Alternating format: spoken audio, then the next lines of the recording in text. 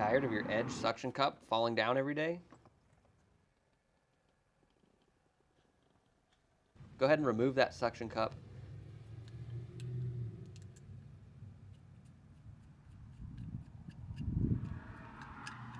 Remove the ball mount adapter and go ahead and thread that onto the new custom console mount.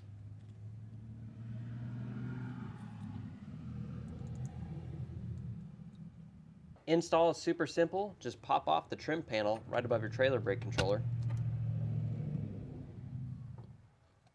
Clip the new mount on and press it back in. Now you can go ahead and plug in your Edge CTS. Slide it right onto that ball mount adapter.